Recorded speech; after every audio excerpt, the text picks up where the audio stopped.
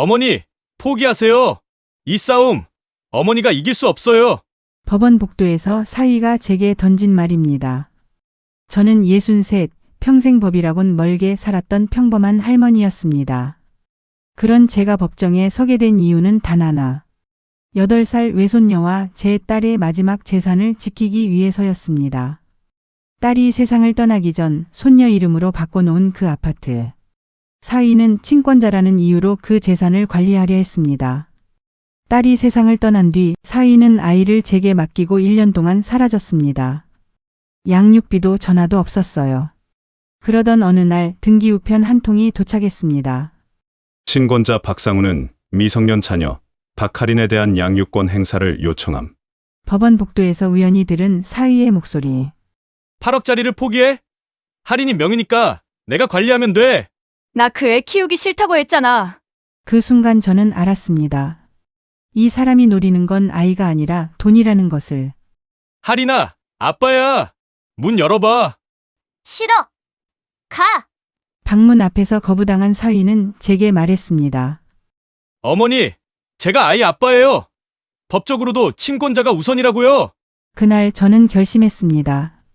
이 아이만은 절대 빼앗기지 않겠다고. 이 드라마는 한 할머니가 손녀를 지키기 위해 벌인 절박한 싸움의 기록입니다. 안녕하세요. 인생낙원입니다. 한 사람의 인생 속에 담긴 진짜 이야기. 오늘은 그 이야기를 들려드리겠습니다. 그럼 지금부터 시작하겠습니다. 저는 오늘 제 딸이 손녀에게 남긴 아파트가 위험에 처했다는 걸 알게 됐습니다. 아니, 정확히는 그 아파트를 노리는 사람이 누구인지 알게 됐습니다. 2025년 11월 어느 날 오후 저는 손녀 할인이와 함께 동사무소 앞에 서 있었습니다. 등기부등본을 확인하러 온 길이었어요. 공무원이 서류를 건네며 말했습니다. 소유자가 박할인 양으로 되어 있네요. 미성년자라 법정 대리인 동의가 필요합니다. 법정 대리인이요? 네, 친권자나 후견인이요. 그 순간 제 가슴이 철렁 내려앉았습니다. 딸이 세상을 떠나기 전 할인이 명의로 바꿔놓은 그 아파트, 신혼집으로 살던 그곳을 딸은 마지막에 아이에게 남겼습니다. 그런데 친권자가 법정 대리인이라면 상우가 그 아파트를 관리할 수 있다는 거잖아. 저는 윤정이, 올해 63입니다. 남편은 7년 전 위암으로 세상을 떠났고 외동딸 역시 1년 전 같은 병으로 저희 곁을 떠났습니다. 두 번 다 차가운 병실에서 가장 사랑하는 사람들과 동일한 방법으로 이별을 고했습니다. 남편과 결혼한 건 25살 때였어요. 그는 작은 건설 회사를 운영했고 저는 그 현장에서 밥을 했습니다. 넉넉하지 않은 살림으로 시작했지만 행복했어요. 여보, 우리 딸 시집 보낼 때 집 한 채는 해줘야지. 남편은 늘 그렇게 말했습니다. 새벽같이 일어나 현장에 나가고 밤늦게 돌아와서도 딸 얼굴 보는 게 낙이었던 사람. 여보, 우리 딸은 엄마 닮아서 예쁘고 아빠 닮아서 강할 거야. 남편의 목소리가 아직도 귓가에 맴돕니다. 그 사람이 열심히 일해서 모은 돈으로 산 아파트 한 채. 그게 딸의 신혼집이 됐고 이제는 손녀의 이름으로 남아 있습니다. 남편 장례식 때는 정말 많이 울었습니다. 사람들 앞에서도 혼자 있을 때도. 하지만 딸의 장례식 때는 눈물이 나오지 않았어요. 그냥 숨만 겨우 쉬고 있었습니다. 누가 상주였는지, 누가 제게 무슨 말을 했는지도 기억나지 않습니다. 다만 한 가지만 또렷했습니다. 사위 박상우가 장례식장 구석에서 전화 통화하던 모습이요. 응, 괜찮아. 곧 정리될 거야. 그때 저는 속으로 생각했습니다. 정리? 뭘 정리한다는 거지? 딸이 죽고 2달쯤 지났을 때 사위가 찾아왔습니다. 어머니, 제가 지방으로 발령이 났어요. 할인이를 좀 봐주실 수 있으시겠어요? 저는 망설이지 않았습니다. 그래, 데려와. 아이라도 있으면 숨 쉴 이유가 생길 것 같았으니까요. 사위는 그렇게 할인이를 맡기고 떠났습니다.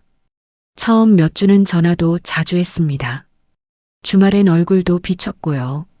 하지만 시간이 지나면서 연락은 뜸해졌습니다. 한 달에 한 번, 두 달에 한 번, 그러다 아예 끊겼습니다. 양육비 이야기는 꺼내지도 못했어요. 자식 먼저 앞세운 여자가 무슨 돈 타령이냐? 사람들 눈이 두려웠습니다. 그러던 어느 날 동네 슈퍼 앞에서 이웃 아주머니가 말했습니다. 할인이 할머니, 그거 들었어요? 할인이 아빠 요새 젊은 여자랑 산대요. 우리 조카가 봤대. 저는 손에 들고 있던 우유팩을 놓쳤습니다. 하얀 액체가 바닥에 퍼졌지만 저는 그대로 서 있었어요. 아, 그랬던 거구나.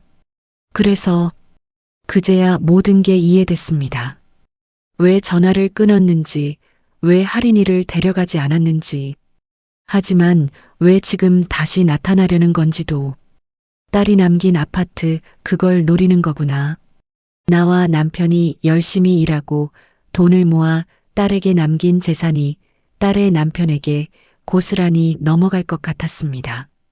여보, 당신이 그렇게 모은 집이 지금 위험에 처했어요. 그 소문은 동네 곳곳에서 들려왔습니다. 며칠 후 할인이를 데리고 병원에 갔을 때였어요. 대기실에서 옆에 앉은 아주머니가 수군거렸습니다. 저기 계신 분, 남편이랑 딸 다 잃으신 분 아니야? 맞아. 근데 사위가 다른 여자 만나서 산대. 어머, 장례 끝난 지 얼마나 됐다고. 저는 고개를 들 수 없었어요. 할인이가 제 손을 꼭 잡으며 물었습니다. 할머니, 왜 그래? 아니야. 아무것도 아니야. 진료실에서 나오는 길, 약국 앞에서 동네 이웃을 또 마주쳤습니다. 어휴, 아주머니, 요새 많이 힘드시죠? 딸이랑 사위 이야기 들었어요. 괜찮습니다. 아이고, 괜찮긴요. 어린 손녀까지 혼자 키우시는데 사위가 양육비라도 보내나요? 저는 대답하지 못했어요. 에휴, 요즘 젊은 사람들은 책임감이라곤 없어. 아주머니, 힘내세요. 집으로 돌아오는 길, 저는 할인이 손을 잡고 걸으며 생각했습니다. 소문이 이렇게 퍼진다는 건 사실인가 보구나. 그리고 며칠 후 저는 직접 목격하게 됐습니다. 토요일 오후 할인이와 함께 백화점에 갔을 때였어요. 아이 옷을 사려고 들어간 매장 앞 통로에서 저는 멈춰 섰습니다. 사위 상우가 있었습니다. 그 옆엔 젊은 여자가 팔짱을 끼고 걷고 있었어요. 둘은 웃으며 이야기하고 있었습니다. 여자가 상우의 어깨에 머리를 기댔고 상우는 그녀의 머리를 쓰다듬었어요. 지방 발령은 어떻게 된 거지? 왜 자네가 여기에 있는 건가? 이런 생각과 함께 제 심장이 빠르게 뛰었습니다. 때마침 할인이가 제 손을 당기며 말했어요. 할머니, 왜 안 가? 응, 갈게. 저는 재빨리 몸을 돌려 다른 통로로 갔습니다. 하지만 그 순간이 뇌리에서 지워지지 않았어요. 딸이 죽은 지 겨우 1년. 할인이를 제게 맡긴 지 몇 달도 안 됐는데 저는 속으로 생각했습니다. 이 사람은 정말 우리 딸을 사랑했던 걸까? 매장 밖으로 나왔을 때 저는 할인이를 돌아봤습니다. 다행히 아이는 아무것도 보지 못한 것 같았어요. 할머니, 나 배고파. 그래, 뭐 먹을까? 햄버거. 아이는 환하게 웃었습니다. 하지만 저는 웃을 수 없었어요. 가슴이 무너져 내리는 것 같았습니다. 딸아, 네가 선택한 사람이 이런 사람이었구나. 그날 밤 저는 잠을 이룰 수 없었습니다. 백화점에서 본 그 장면이 계속 떠올랐어요. 그리고 오늘 이 서류를 받기 전까지 저는 몰랐습니다. 딸이 남긴 아파트가 사위의 손에 넘어가려고 하는 중이라는 걸. 공무원이 계속 이야기했습니다. 다른 용건이 없으시면 가셔도 됩니다. 저는 고개를 끄덕이고 할인이 손을 잡았습니다. 아이는 제 얼굴을 올려다보며 말했어요. 할머니, 우리 집 가자. 우리 집. 저는 속으로 중얼거렸습니다. 그래, 이제 우리 집밖에 없구나. 집으로 돌아온 후 저는 딸의 방문을 열었습니다. 오랜만에 들어가는 그 공간은 여전히 딸의 냄새가 났어요. 서랍을 열자 낡은 수첩 하나가 나왔습니다. 첫 장을 펼치니 딸의 글씨가 보였습니다. 엄마, 혹시라도 내가 먼저 가면 할인이만은 꼭 지켜줘.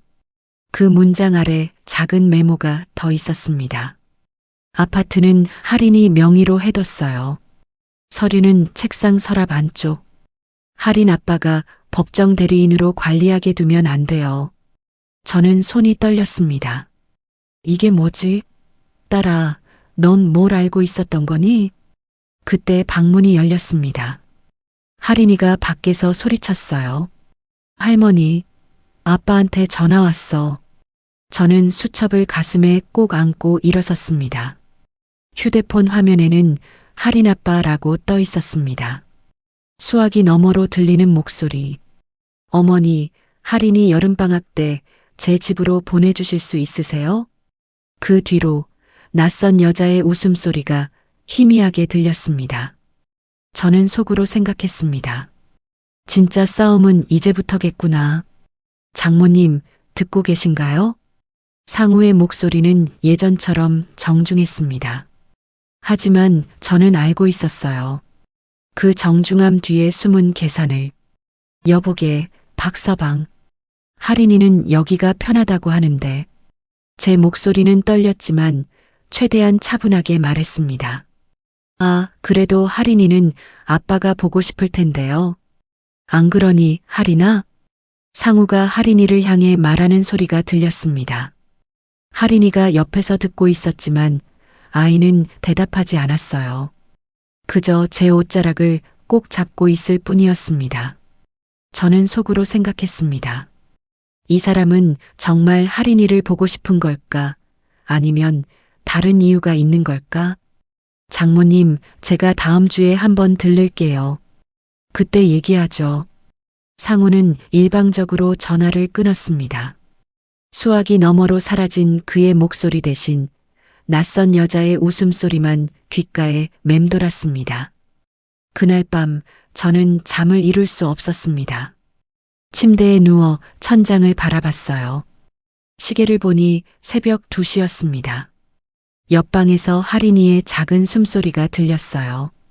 저는 조용히 일어나 거실로 나왔습니다. 휴대폰을 들고 한참을 망설이다가 선옥 언니에게 전화를 걸었어요. 이선옥, 제가 젊었을 때 같은 동네에서 아이들을 키우던 친구였습니다. 여보세요?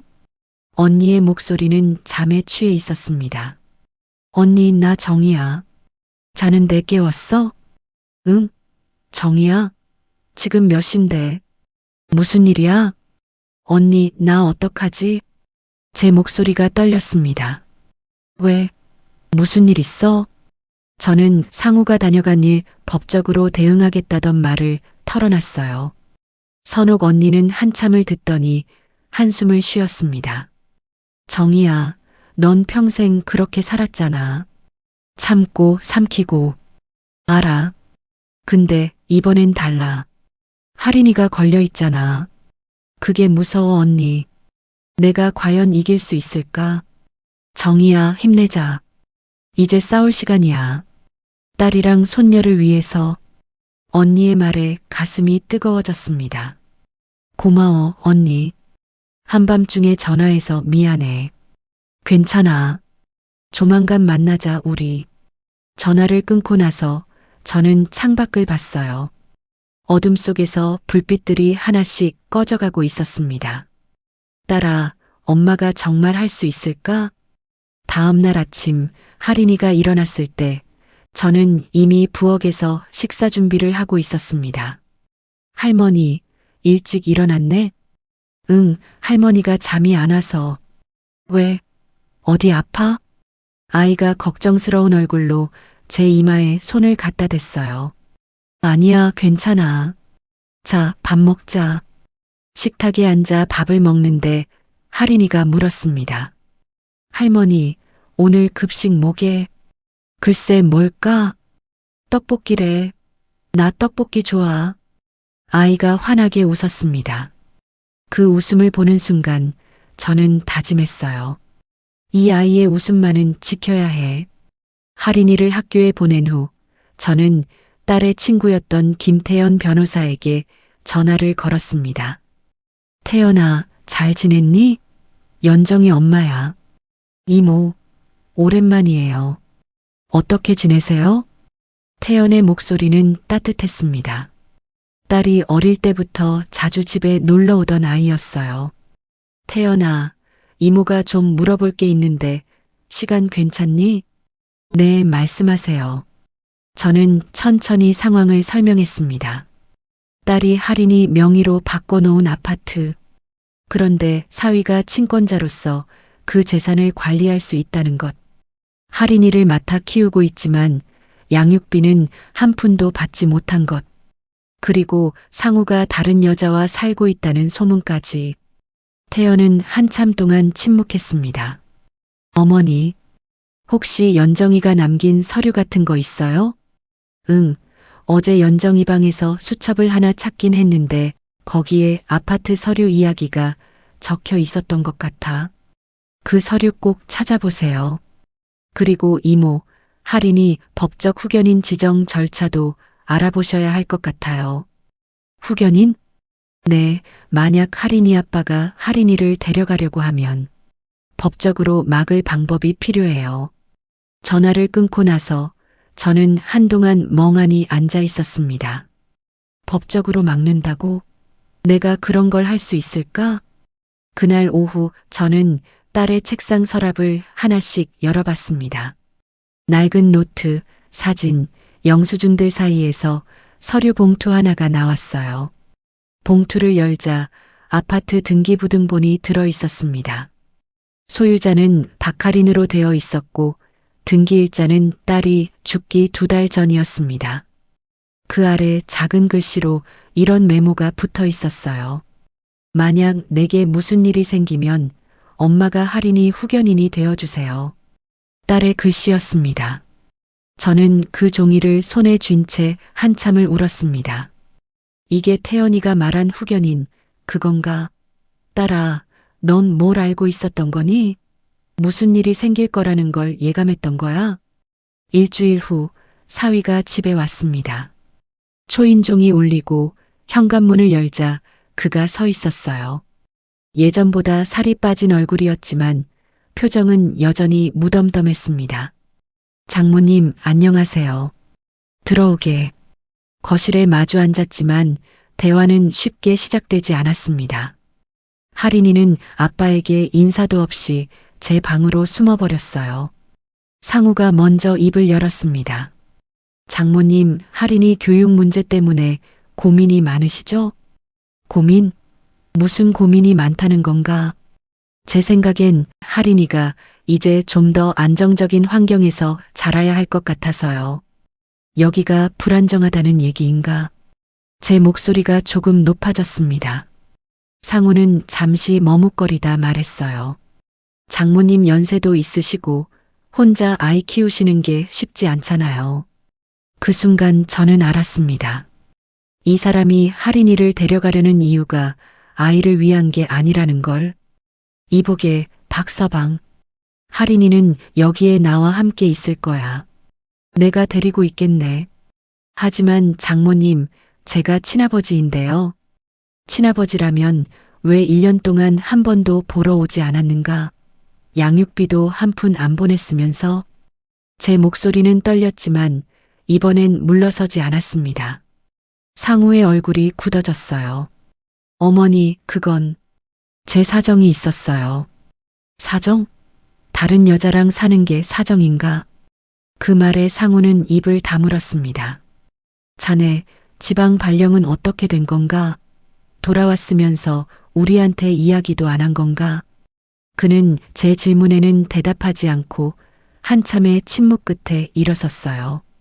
장모님, 저도 법적으로 할 수 있는 게 있어요. 생각해 보세요.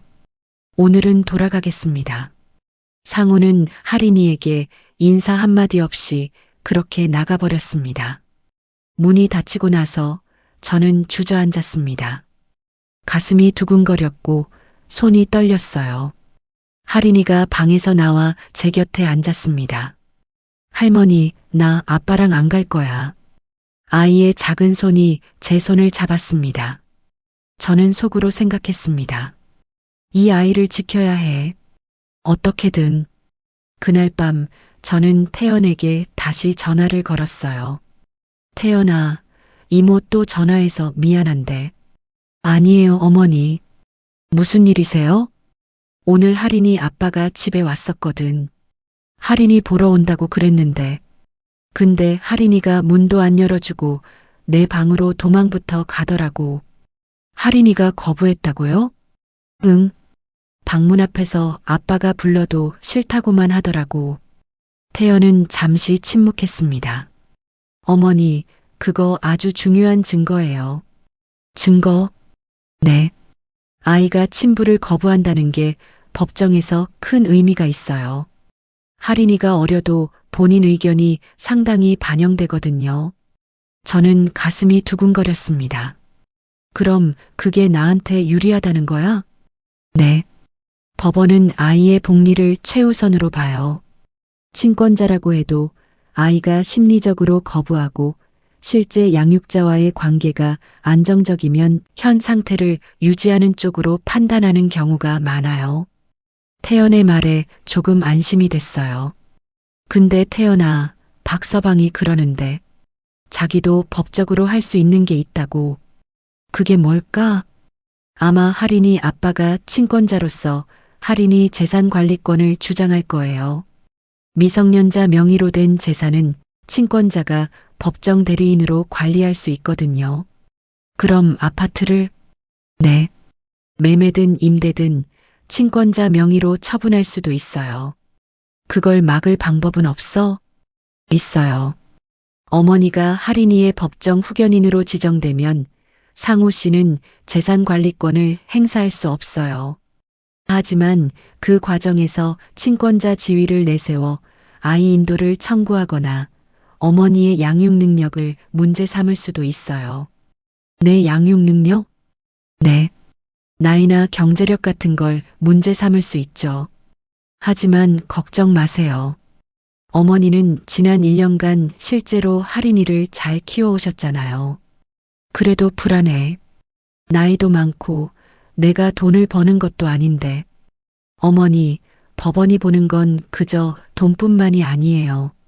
아이가 누구와 있을 때 가장 안정적이고 행복한지예요. 그리고 상우 씨는 1년 동안 양육비 한 푼 안 냈잖아요. 그것도 불리하게 작용할 거예요. 그럴까? 그리고 어머니 재산도 있어서 1년 동안 양육비를 받지 않아도 아이를 키우는 데에 큰 문제가 없다는 것도 고려될 수 있어요. 태연의 말에 저는 조금씩 용기가 생겼습니다. 태연아, 고마워. 네가 없었으면 나 혼자 어떻게 했을지 모르겠다. 어머니, 저야말로 감사해요. 연정이가 떠나기 전에 자주 그랬거든요. 우리 엄마는 굉장히 강한 사람이라고. 저는 목이 메었습니다. 그랬어? 네. 연정이는 어머니를 정말 자랑스러워했어요. 걱정 마세요. 제가 도와드릴게요. 태연의 목소리는 단호했습니다. 전화를 끊고 나서 저는 한참을 울었습니다. 딸아, 태연이가 엄마는 강한 사람이래. 너도 그렇게 생각했었구나. 창밖으로 어둠이 깊어지고 있었습니다. 저는 눈물을 닦고 일어섰어요. 하지만 그날 밤도 저는 쉽게 잠들지 못했습니다. 침대에 누워서도 계속 생각했어요. 내가 정말 후견인이 될 수 있을까? 법원에서 나 같은 늙은이를 인정해 줄까? 상우가 더 좋은 조건을 내세우면 어떡하지? 불안이 물밀듯 밀려왔습니다. 그때 옆방에서 할인이가 잠꼬대를 했어요. 엄마, 엄마. 저는 벌떡 일어나 할인이 방으로 갔습니다. 아이는 눈을 감은 채 눈물을 흘리고 있었어요. 할인아, 괜찮아. 할머니 여기 있어. 저는 아이를 꼭 안아줬습니다. 아이의 작은 몸에서 딸의 체온이 느껴지는 것만 같았어요. 딸아, 엄마가 이 아이만은 지킬게. 꼭 지킬게. 할인이가 잘 자는 것을 확인한 후 다시 방으로 와서 딸의 사진을 꺼내 한없이 봤습니다. 사진 속 딸은 환하게 웃고 있었어요. 딸아, 엄마가 늦었지만 이제라도 제대로 할게. 저는 그 사진을 가슴에 안고 한참을 앉아 있었습니다. 창밖으로 어둠이 내렸고 불 켜진 집들이 하나둘 보였습니다. 그 순간 문득 떠올랐어요. 상우가 나가면서 했던 말. 법적으로 할 수 있는 게 있어요. 저는 몸서리쳤습니다. 이제는 할인이의 행복이 가장 중요해. 이번엔 달랐습니다. 저는 더 이상 참고 삼키기만 하는 여자가 아니었으니까요. 상우가 다녀간 지 사흘째 되던 날 등기 우편이 한 통 왔습니다. 발신인은 법무법인 정도. 손이 떨렸지만 봉투를 뜯었어요. 친권자 박상우는 미성년 자녀 박할인에 대한 양육권 및 법적 후견인 행사를 요청함. 법률 용어들이 빼곡히 적혀 있었지만 핵심은 하나였습니다. 아이를 돌려달라. 부엌 싱크대 앞에서 설거지하던 손을 멈춘 채로 저는 그 서류를 들고 한참을 서 있었습니다. 이게 정말 일어나는 일인가? 할인이는 학교에 가 있었고 집은 너무 조용했어요. 그 고요함 속에서 제 심장 소리만 크게 들렸습니다. 저녁 할인이가 돌아왔을 때 저는 아무렇지 않은 척했습니다. 할머니, 오늘 학교에서 그림 그렸어. 아이가 도화지를 펼쳐 보였어요. 집 한 채와 두 사람이 그려져 있었습니다. 잘 그렸네, 우리 할인이. 이건 누구야? 나랑 할머니. 아빠는 왜 안 그렸어? 할인이는 잠시 멈칫하더니 고개를 저었어요. 아빠는 없어. 그 말에 가슴이 내려앉았습니다. 저는 속으로 생각했습니다. 이 아이에게 나는 얼마나 남을 수 있을까? 다음 날 저는 태연이를 직접 만나러 태연이의 법률사무소로 갔습니다. 사무실은 깨끗했고 태연은 정장을 입고 저를 맞았어요. 어머니, 앉으세요. 저는 서류를 내밀었습니다. 태연이 천천히 읽어 내려가더니 한숨을 쉬었어요. 어머니, 상우 씨가 본격적으로 움직이고 있네요. 태연아, 이거 막을 수 있어? 아주 쉽진 않아요. 친권자는 법적으로 강한 권리를 가지고 있거든요. 그나저나 조용히 있다가 갑자기 양육권을 무리하게 요구하는 게 이상해요. 그래. 네, 저희가 예상했던 대로. 그 아파트 소유권 때문인 것 같아요. 그건 연정이 아빠가 연정이한테 상속한 건데, 그래도 연정이가 없으면 할인이 아빠가 그 아파트를 관리할 수 있으니깐요.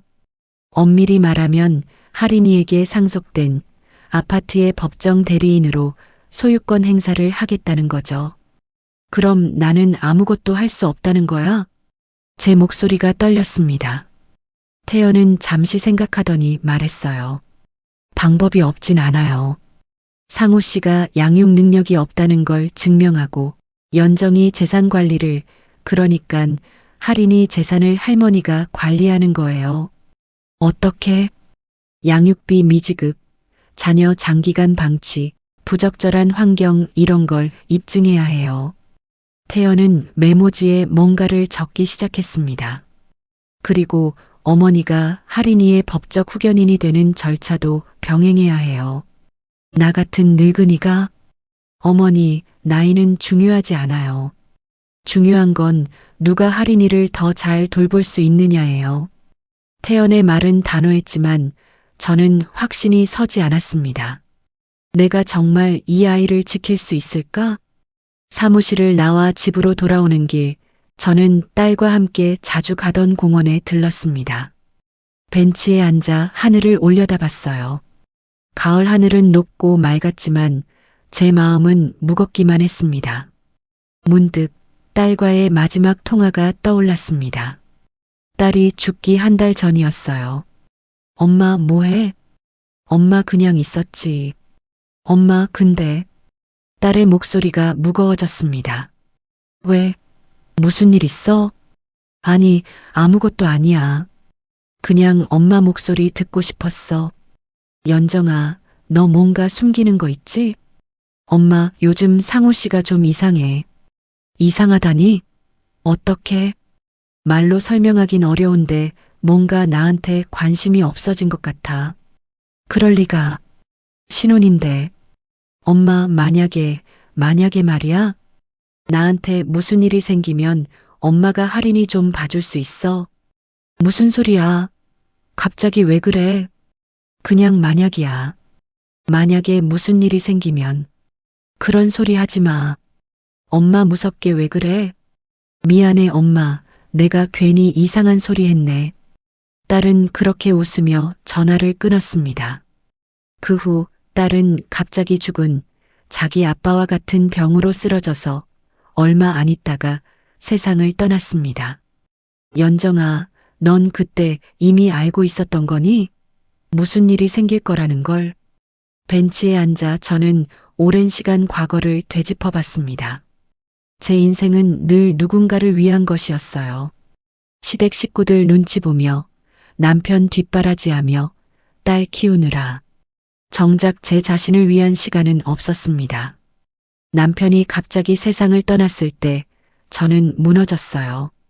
하지만 울고만 있을 수 없었습니다. 딸이 있었으니까요. 엄마 괜찮아? 나 때문에 힘들지? 딸은 늘 제 걱정을 했습니다. 괜찮아. 엄마는 이제 너만 있으면 돼. 그렇게 또 버텼어요. 딸이 결혼해서 아이를 낳고 잘 키우고 있는 모습을 볼 때 저는 안도했습니다. 이제 연정이도 행복하게 살겠지. 하지만 그 행복은 오래가지 않았습니다. 딸의 결혼 생활은 제가 생각했던 것만큼 행복하지 않았던 것 같아요.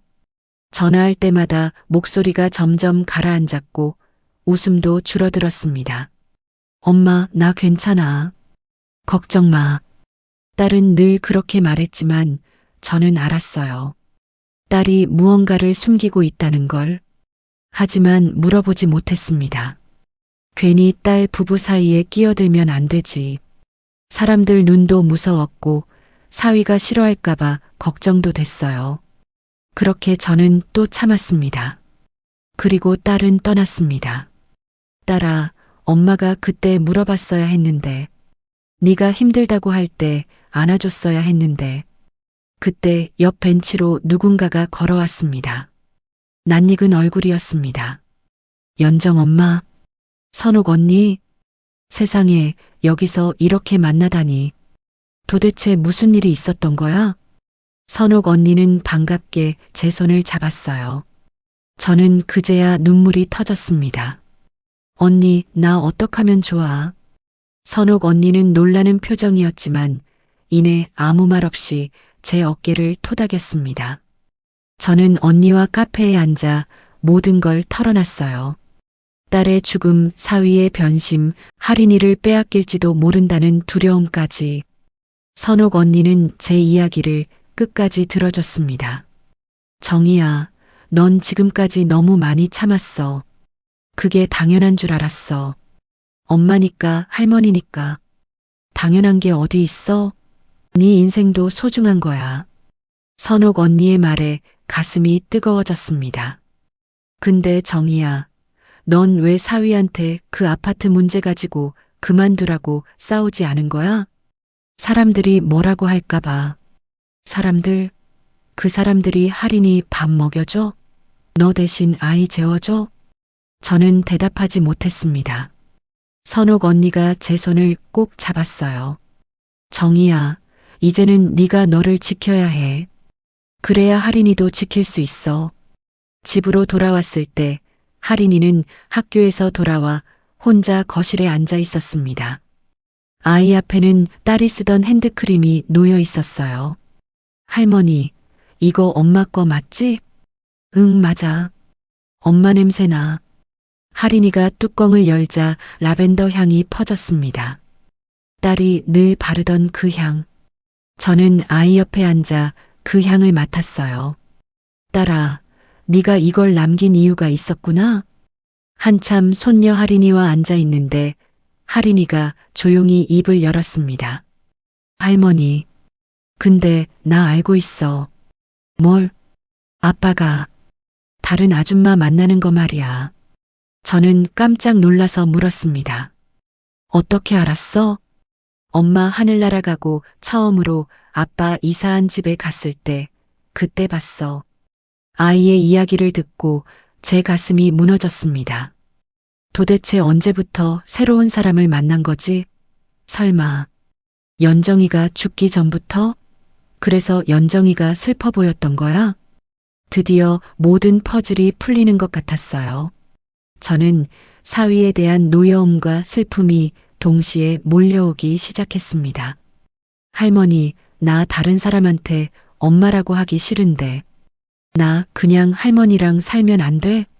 저는 손녀를 가만히 바라보다가 꼭 안으며 이야기했어요. 걱정 마, 할인아. 할머니는 절대 널 놓치지 않을 거야. 우리 할인이랑 할인이 엄마. 할머니가 꼭 지킬게. 그날 밤 저는 딸의 일기장을 다시 꺼내 읽었습니다. 중간쯤에 이런 문장이 있었어요. 우리 엄마만큼 나는 강한 사람이 될 거야. 하지만 난 엄마처럼 참지만은 않을 거야. 할인이에게만큼은 다른 삶을 보여주고 싶다. 저는 일기장을 덮고 창밖을 봤습니다. 어둠 속에서 불빛들이 하나씩 꺼져가고 있었어요. 저는 어둠 속에서 생각했습니다. 할인이가 아빠한테 가지 않고 싶어하는 이유가 있었던 거야. 혼자 얼마나 속상했을까? 저는 속으로 중얼거렸습니다. 딸아, 엄마가 늦었지만 이제는 바꿀게. 엄마 더 이상 참고만 있지 않을 거야. 네 딸 그리고 네 자존심까지. 엄마가 다 지킬 거야. 그때 휴대폰이 울렸습니다. 모르는 번호였지만 저는 받았어요. 여보세요? 윤정혜 씨 맞으십니까? 저는 박상우 씨 대리인 법무법인 정도의 김민석 변호사입니다. 목소리는 차갑고 사무적이었습니다. 다음 주 화요일 가정법원으로 출석하셔야 합니다. 양육권 관련 조정 절차가 진행될 예정입니다. 전화는 일방적으로 끊겼습니다. 저는 휴대폰을 쥔 채 한참을 서 있었어요. 가슴이 조여왔고 숨이 막혔습니다. 하지만 이번엔 달랐습니다. 저는 태연에게 문자를 보냈어요. 태연아, 나 싸울게. 도와줘. 몇 분 뒤 답장이 왔습니다. 네, 어머니. 제가 함께 할게요. 저는 딸의 핸드크림을 손에 쥐고 라벤더 향을 깊이 들이마셨습니다. 이제 이 향기는 슬픔의 기억이 아니었어요. 싸움을 시작하는 신호였습니다. 조정 기일 전날 밤 저는 잠들 수 없었습니다. 옷장 앞에 서서 한참을 고민했어요. 내일 뭘 입고 가지? 검은색 재킷을 꺼냈다가 다시 넣고 회색 가디건을 꺼냈다가 또 넣었습니다. 나이 들어 보이면 안 될 텐데 그렇다고 너무 젊어 보여도 이상하고 거울 앞에 섰습니다. 63세 여자의 얼굴이 비쳤어요. 주름이 깊어진 이마, 희끗희끗한 머리카락, 처진 눈가. 내가 정말 할 수 있을까? 거울 속 제 얼굴에게 물었습니다. 하지만 대답은 돌아오지 않았어요. 저는 침대에 앉아 딸의 사진을 꺼내봤습니다. 딸아, 엄마가 내일 법원에 가. 무섭다. 사진 속 딸은 환하게 웃고 있었어요. 엄마가 잘할 수 있을까? 네가 봤을 때 엄마가 강한 사람이었니? 대답은 없었지만 딸의 미소가 저를 격려하는 것만 같았습니다. 저는 사진을 가슴에 안고 눈을 감았어요. 연정아, 엄마가 해볼게. 네가 남긴 너의 전부인 아이, 너가 전부인 이 엄마가 꼭 지킬게. 화요일 오전 10시 가정법원 3층 조정실 앞. 저는 태연과 함께 복도 의자에 앉아 있었습니다. 복도는 조용했지만 제 심장은 시끄럽게 뛰고 있었습니다. 맞은편 벽에는 가정법원이라는 글자가 크게 적혀 있었어요. 조용히 복도를 오가는 사람들을 보며 저는 생각했습니다. 저 사람들도 나처럼 가족 문제로 온 걸까? 젊은 부부가 손을 잡고 지나갔습니다. 중년 남자가 혼자 복도 끝에서 한숨을 크게 쉬고 있었어요. 나이 든 여자 한 분은 의자에 앉아 한숨만 쉬고 계셨습니다. 모두 각자의 사연이 있겠지. 태연이 제 손을 꼭 잡았습니다. 어머니, 괜찮으세요? 응. 긴장되시죠? 많이. 어머니, 제가 옆에 있어요. 걱정 마세요. 태연의 말이 조금 위로가 됐지만 떨림은 멈추지 않았습니다. 손에 든 서류가 땀에 젖어 구겨졌어요. 어머니, 긴장하지 마세요. 오늘은 조정이니까 편하게 말씀하시면 돼요. 태연이 제 손을 잡아줬지만 떨림은 멈추지 않았습니다. 그때 복도 저편에서 상우가 나타났어요. 그 옆엔 정장을 입은 변호사와 처음 보는 여자가 있었습니다. 젊고 화장이 진했어요. 저 사람이 그때 그 여자구나. 상우는 저를 보고도 눈길조차 주지 않았습니다. 여자는 상우의 팔짱을 끼고 있었어요. 저는 속으로 생각했습니다. 딸아, 네가 이 모습을 봤다면 얼마나 슬퍼했을까. 조정실 문이 열렸습니다. 들어오세요. 조정위원은 중년 여성이었어요. 차분한 목소리로 양쪽을 번갈아 봤습니다.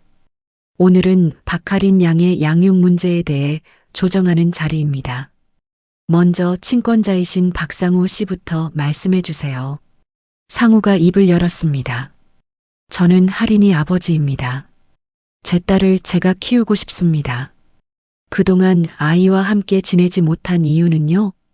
직장 때문에 어쩔 수 없이 지방에 있었습니다.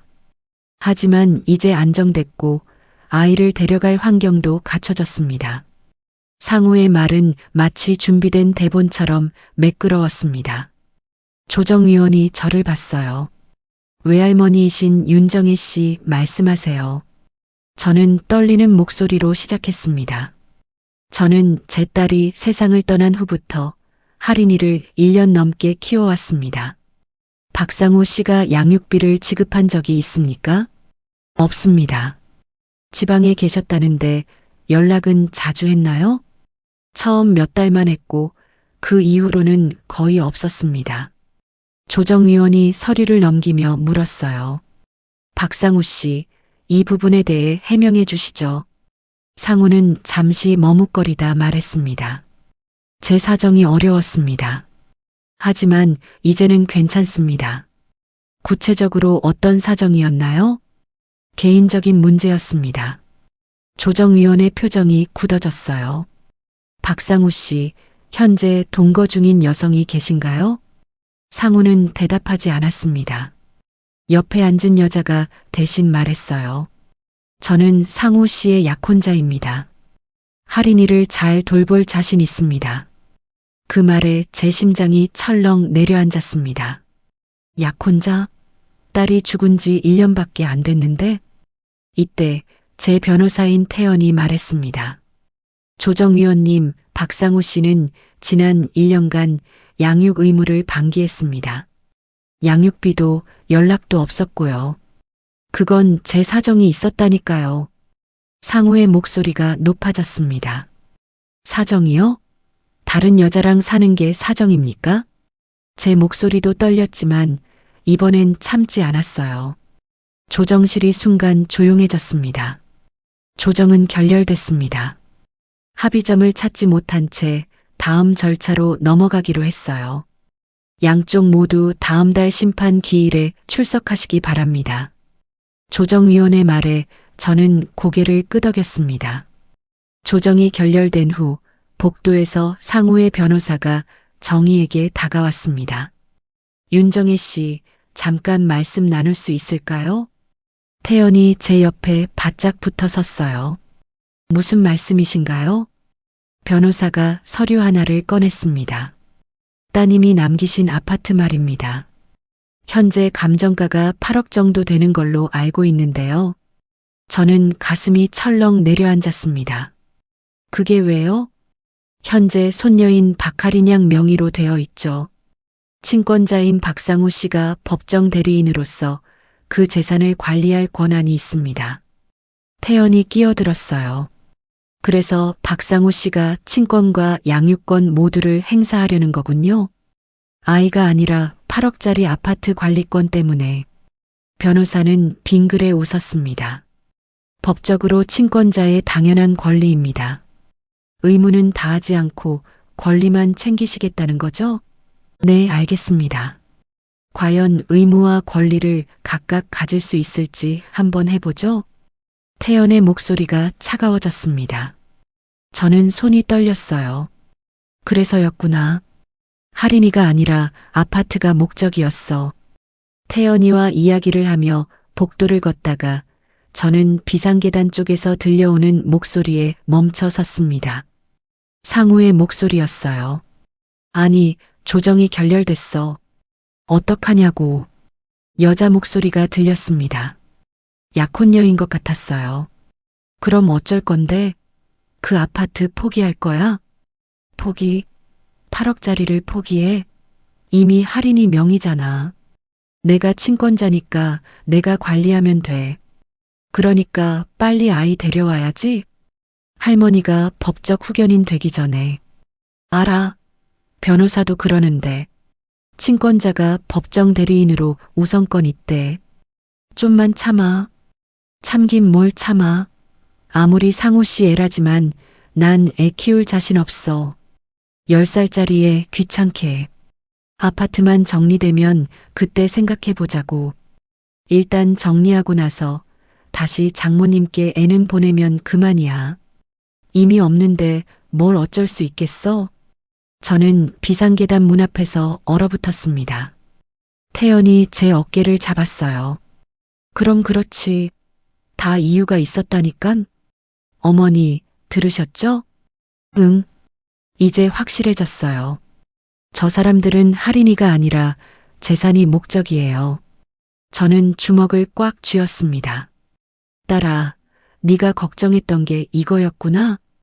복도로 나왔을 때 상우가 저를 불렀어요. 장모님? 저는 돌아보지 않으려 했지만 그가 제 앞을 막았습니다. 장모님, 정말 왜 이러세요? 할인이는 제 딸이에요. 그럼 왜 1년 동안 한 번도 안 찾아왔는가? 제가 바빴잖아요. 바빠서 전화 한 통 못 한다고?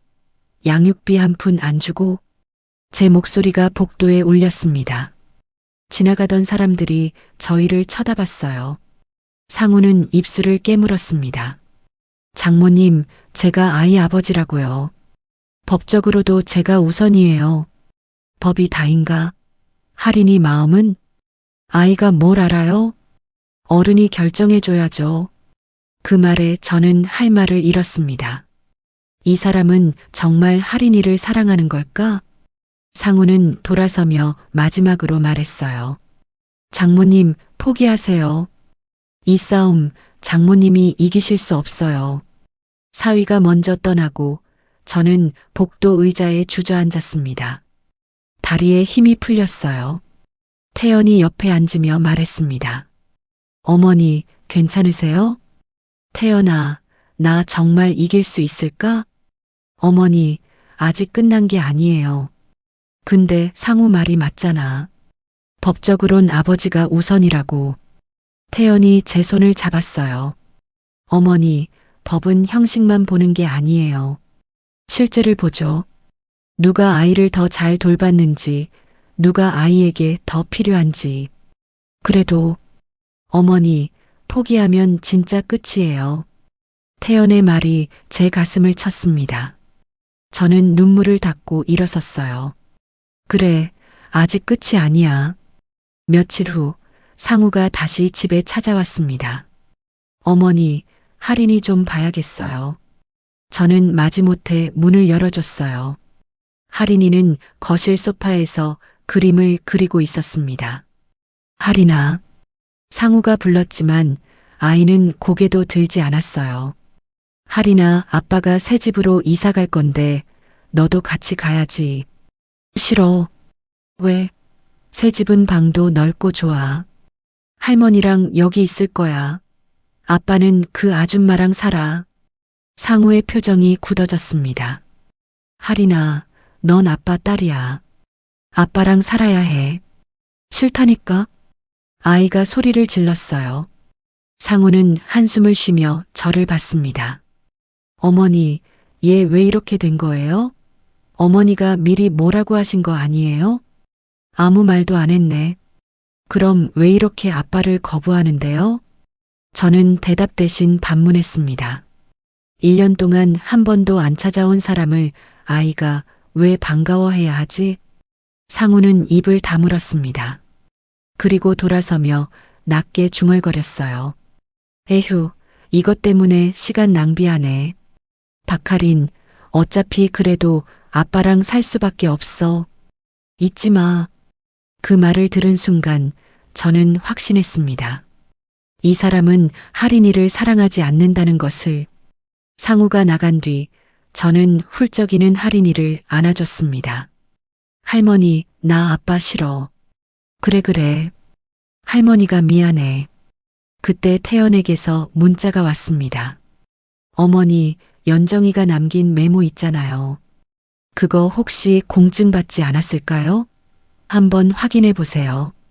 공증? 저는 불이 나게 딸의 방으로 가서 다시 서류를 뒤졌습니다. 그리고 봉투 맨 아래에서 작은 종이 한 장을 발견했어요. 공증번호 2024-1547. 손이 떨렸습니다. 이게 뭐지? 딸아, 넌 대체 뭘 준비한 거야? 저는 그 종이를 꼭 쥐고 태연에게 전화를 걸었어요. 태연아, 나 찾았어. 공증번호. 어머니, 내일 바로 공증사무소 가봐요. 이게 중요한 증거가 될 수 있어요. 전화를 끊고 저는 딸의 사진을 봤습니다. 사진 속 딸은 여전히 환하게 웃고 있었어요. 딸아, 네가 남긴 길을 엄마가 따라갈게. 저는 라벤더 핸드크림을 손에 바르며 깊게 숨을 들이마셨습니다. 내일은 새로운 시작이 될 거라고 믿으며. 공증사무소는 낡은 건물 3층에 있었습니다. 좁은 계단을 오르는 동안 숨이 차올랐어요. 태연이 제 팔을 잡아줬습니다. 어머니, 천천히 가세요. 괜찮아. 빨리 확인하고 싶어서 그래. 사무실 문을 열자 나이 지긋한 공증인이 저를 맞았어요. 어서 오세요. 윤정혜 씨 맞으시죠? 네, 맞습니다. 따님이 남기신 문서를 찾으러 오셨다고 들었습니다. 공증인은 서류 보관함에서 두꺼운 봉투 하나를 꺼냈어요. 2024년 5월에 공증하셨더군요. 따님께서 직접 오셨습니다. 딸이 죽기 석 달 전이었습니다. 저는 떨리는 손으로 봉투를 받았어요. 봉투 안에는 3장의 문서가 들어 있었습니다. 첫 번째는 아파트 소유권 이전 확인서와 유언 증서였습니다. 본인 이현정은 2024년 3월 낙원 아파트 101동 1301호에 대한 소유와 권리를 모두 친생자녀 박할인에게 증여함. 혹시 모를 상황에 대비하여 딸이 할인이에게 직접 상속하도록 유언장을 남긴 거였습니다. 문서 하단에는 딸이 자필 메모와 사인을 해서 붙여두었습니다. 2024년 5월 작성 및 공증. 배우자 박상우는 해당 부동산에 대한 어떠한 권리도 행사할 수 없음. 본인 사망 시 해당 부동산에 대한 소유권 및 법정 관리인은 모친 윤정희로 지정함. 저는 그 문서를 보며 손이 떨렸습니다. 딸아, 넌 끝까지 할인이와 아파트를 지키려고 했구나. 두 번째는 저에게 보내는 딸의 자필 편지였습니다. 엄마, 이 편지를 읽고 계시다면 저는 이미 곁에 없겠죠. 평생 걱정만 끼쳐드린 것 같아 엄마한테 미안해요. 그리고 제가 먼저 아빠를 만나러 가서 정말 미안하고 죄송해요. 저는 할인 아빠를 믿고 싶었어요. 하지만 그에겐 누군가가 있는 것 같아요. 우리 할인이를 끝까지 지켜주지 않을 것 같아 마지막엔 확신이 서지 않았어요. 할인 아빠가 아파트를 욕심낼 것 같아 이 문서와 편지를 남깁니다.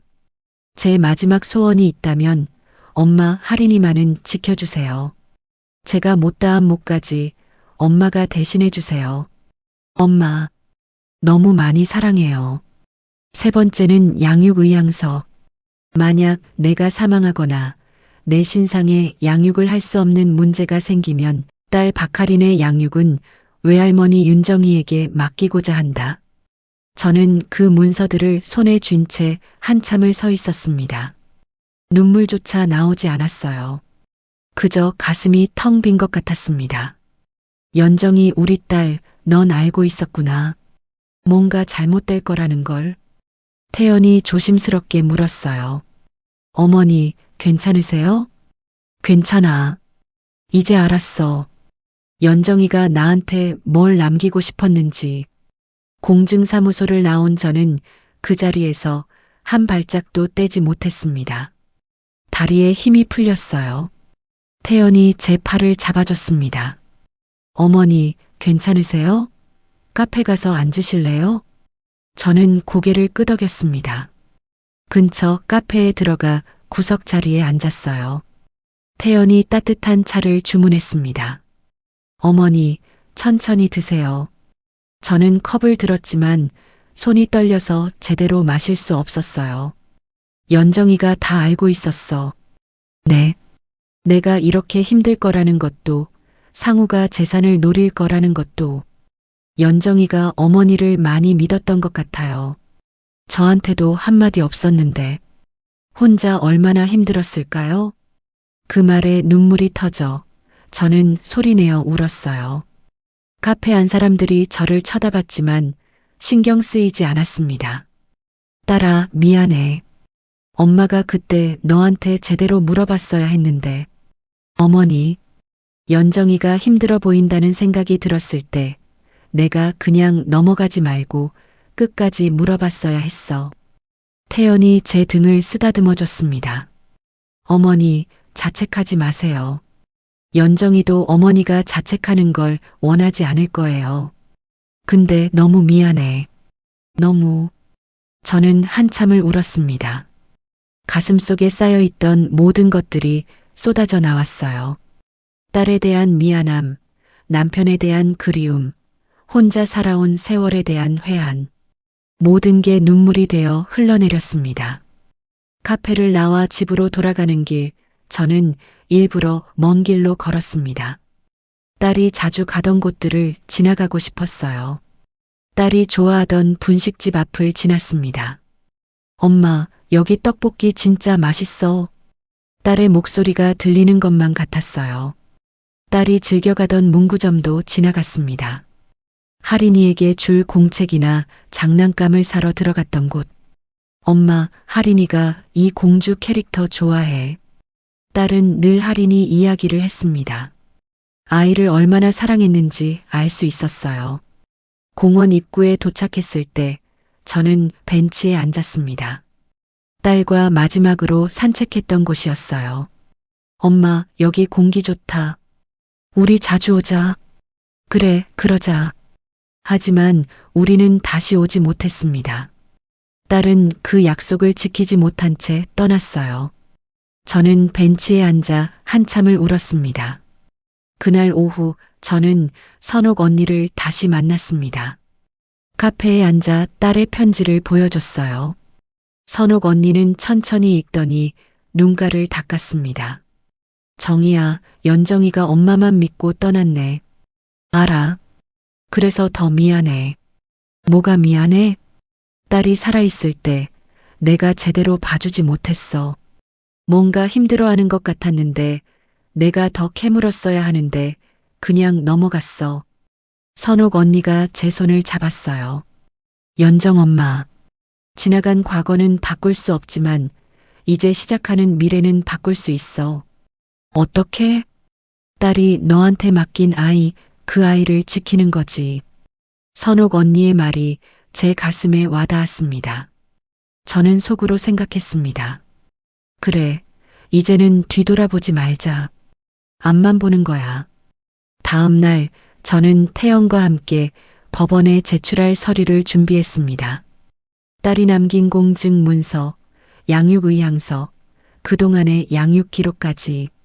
태연이 서류를 정리하며 말했어요. 어머니, 이 문서들이면 충분해요. 연정이가 어머니를 양육자로 지정했다는 명확한 증거니까. 그래도 박서방이 가만히 있지 않을 것 같아. 물론 그렇겠죠. 하지만 우리 쪽도 무기가 있으니 유리한 판결로 이끌어갈 수 있어요. 태연의 말에 조금 안심이 됐지만 여전히 불안했습니다. 정말 이길 수 있을까? 그날 저녁 사위에게서 전화가 왔습니다. 어머니, 오늘 집으로 갈게요. 할인이 보러요. 언제? 지금 출발했어요.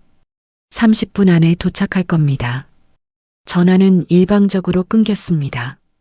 저는 당황했지만 할인이를 불렀어요. 할인아, 아빠가 온대. 아이의 표정이 굳어졌습니다. 할머니, 아빠 안 보고 싶은데. 나 안 볼래. 그래도 아빠잖아. 불편해. 난 할머니만 있으면 돼. 할인이는 제 방으로 들어가 문을 잠갔어요.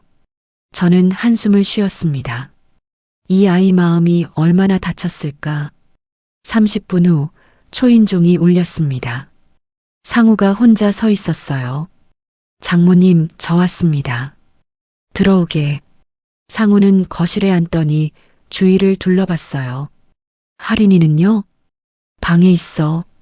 좀 나오라고 해주세요. 저는 할인이 방문을 두드렸지만 아이는 나오지 않았습니다. 할인아, 아빠가 왔어. 싫어. 박서방이 직접 방문 앞으로 왔어요. 할인아, 아빠야. 문 열어봐. 싫어. 그냥 가. 아이의 목소리는 단호했습니다. 상우는 문고리를 잡았지만 문은 열리지 않았어요. 그는 한숨을 쉬며 돌아섰습니다. 장모님, 제가 뭘 잘못한 건가요? 저는 대답하지 않았습니다. 상우가 다시 말했어요. 어머니, 저도 아이 아빠예요. 제게도 권리가 있어요. 권리? 1년 동안 한 번도 안 찾아온 사람이 무슨 권리를 찾는가? 그건 다시 말씀드리지만 제 사정이 있었다고요. 사정? 그깟 사정이 얼마나 중요하길래 딸보다 우선인가? 다친 할인이 마음은 어쩌려고 그러나? 상우는 입을 다물었습니다. 잠시 침묵이 흐르다가 그가 말했어요. 장모님, 죄송합니다. 다음 주 심판 때 뵙겠습니다. 상우는 그렇게 나갔습니다. 문이 닫히고 나서 할인이가 방에서 나왔습니다. 아이의 눈가가 빨갛게 부어 있었어요. 할머니, 나 아빠 싫어. 나 할머니랑 둘이서는 살 수 없는 거야? 할인이가 제 품에 안겼습니다. 저는 아이를 꼭 안으며 속으로 다짐했어요. 이 아이만은 지킬 거야. 무슨 일이 생겨도. 그날 밤 할인이를 재운 뒤 저는 딸의 방으로 들어갔습니다. 옷장을 열고 물건들을 하나씩 꺼내봤어요. 차마 정리하지 못했던 딸의 예전 물건들이 그대로 있었습니다. 딸이 결혼 전 즐겨 입던 청바지, 꽃무늬 원피스, 푸른색 티셔츠까지. 물건에서 딸의 향기가 났습니다. 세제 냄새와 딸의 향수가 섞인 그 냄새.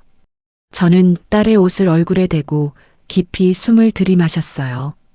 연정아, 넌 왜 그렇게 빨리 갔니? 그동안 엄마한테 하고 싶은 말이 얼마나 많았을까? 화장대 위에는 딸이 쓰던 화장품들도 그대로 있었습니다. 립스틱, 마스카라, 파운데이션. 저는 립스틱 하나를 집어 뚜껑을 열었어요. 딸이 즐겨 바르던 코랄 핑크색이었습니다. 딸아, 이 색 참 예뻤어.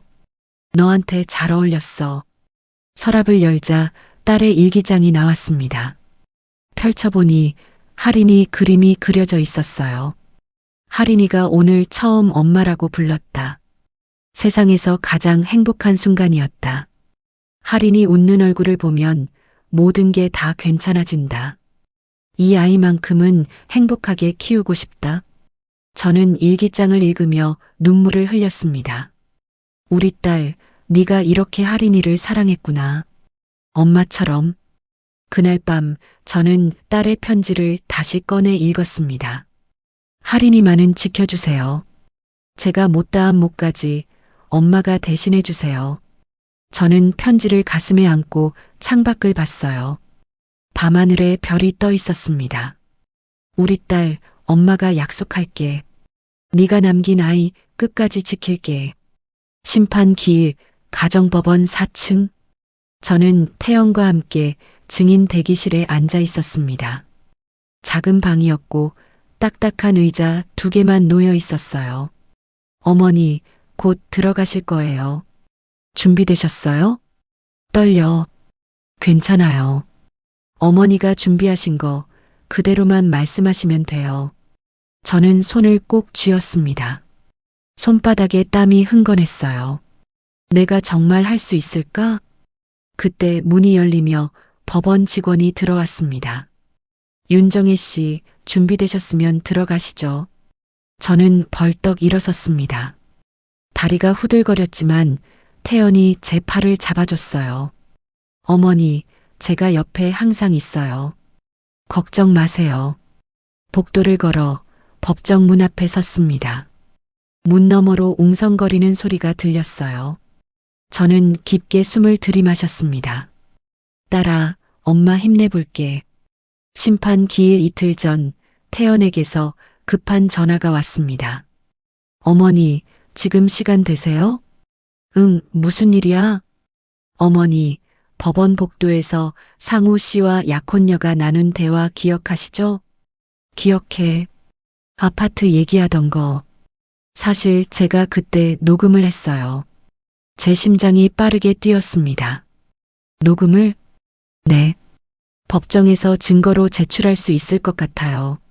상우 씨가 아이가 아니라 재산이 목적이었다는 걸 입증할 수 있어요.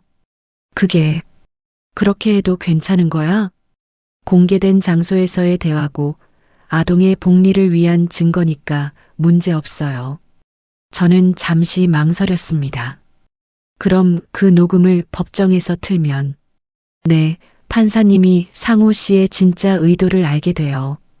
그날 저녁 할인이가 제게 말했습니다. 할머니, 아빠가 나한테 문자 보냈어. 문자? 아이가 휴대폰을 보여줬어요. 제 명의로 할인이에게 사준 키즈폰이었습니다. 화면을 보는 순간 저는 숨이 막혔습니다. 할인아, 아빠랑 같이 살면 새 집에서 살 수 있어. 엄마가 남긴 집도 네 거야. 할머니는 나이가 많으셔서 널 제대로 못 키우실 거야. 아빠가 너 데려가면 용돈도 많이 줄게. 할머니랑 있으면 가난하게 살아야 해. 휴대폰을 든 제 손이 떨렸습니다. 할인아, 이거 언제 온 거야? 어제 왔어. 근데 할머니, 우리 가난해? 아니야. 나는 할머니랑 사는 게 좋아. 돈 같은 건 하나도 안 중요해. 저는 아이를 꼭 안았습니다. 그리고 태연에게 즉시 사진을 찍어 보냈어요. 몇 분 후 태연에게서 답장이 왔습니다. 어머니, 이것도 증거예요. 아이를 회유하려 한 거잖아요. 꼭 챙겨오세요. 심판 기일, 가정법원 4층 법정. 저는 태연과 함께 피고석에 앉아 있었습니다. 맞은편엔 상우와 그의 변호사가 앉아 있었어요. 판사가 입장하자 모두 일어섰습니다. 착석하세요. 판사는 서류를 넘기며 말했어요. 지금부터 미성년 자녀 박할인의 양육권 및 친권 행사에 관한 공판을 시작하겠습니다. 제 심장이 빠르게 뛰었습니다. 손에 땀이 났고 입이 바짝 말랐어요. 정말 이길 수 있을까? 판사가 먼저 상우를 불렀습니다. 원고 박상우 씨, 증인석으로 나오세요. 상우가 일어나 증인석에 섰어요. 원고는 지난 1년간 딸 박하린을 직접 양육하지 않았습니다. 그 이유가 무엇입니까? 직장 문제로 지방에 있었습니다. 양육비는 지급했습니까? 아니요. 지급하지 못했습니다. 이유는요? 경제적으로 어려웠습니다. 판사가 서류를 보며 물었어요. 그런데 작년 9월부터 현재 거주지에서 다른 여성과 동거 중이라는데 사실입니까? 상우는 잠시 머뭇거렸습니다. 네. 그 여성과는 어떤 관계입니까? 약혼한 관계입니다. 판사가 고개를 끄덕였어요. 원고는 아이를 양육할 의사와 능력이 있다고 주장하는데 구체적으로 어떤 계획이 있습니까? 제가 새로 구한 집이 있고 약혼자도 아이를 돌볼 준비가 돼 있습니다. 아이의 의견은 들어봤습니까? 상우는 대답하지 못했습니다. 다음은 제 차례였습니다. 피고 윤정희 씨, 증인석으로 나오세요. 저는 떨리는 다리로 증인석에 섰어요. 판사가 물었습니다. 피고는 외할머니로서 손녀를 양육해왔습니다. 그동안 어떻게 지냈습니까? 딸이 세상을 떠난 뒤 손녀를 데려와 키웠습니다. 구체적으로 어떤 방식으로 양육하셨나요? 여느 부모와 같이 학교 보내고 방과 후에는 숙제를 봐주고 저녁을 먹이고 씻기고 재웁니다. 할머니가 할 수 있는 건 다 했습니다. 그게 전부입니까? 아니요. 저는 잠시 말을 멈췄습니다. 하린이는 밤마다 악몽을 꿉니다. 엄마를 찾으며 울어요. 그럴 때마다 저는 아이를 안아주고 괜찮다고 말해줍니다. 엄마는 하늘에서 너를 보고 있다고, 할머니가 여기 있다고. 제 목소리가 떨렸습니다. 그리고 아이가 학교에서 친구들과 싸우거나 선생님께 혼났을 때 저는 학교에 찾아가 아이 편을 들어줬습니다. 아이가 아플 때는 밤새 간호했고 열이 날 때는 119에 전화해서 응급실에 갔습니다. 판사가 고개를 끄덕였어요. 경제적으로는 어떻습니까? 남편이 남긴 재산과 연금, 그리고 저축, 예금도 있어서 아이 키우고 저희 둘 먹고 사는 데에는 문제 없습니다. 제가 충분히 키울 수 있습니다. 건강 상태는요? 나이는 들었지만 아직 건강합니다. 아이를 키우는 데 지장 없어요. 상우의 변호사가 일어났습니다. 이의 있습니다. 원고인은 올해 63세로 고령입니다.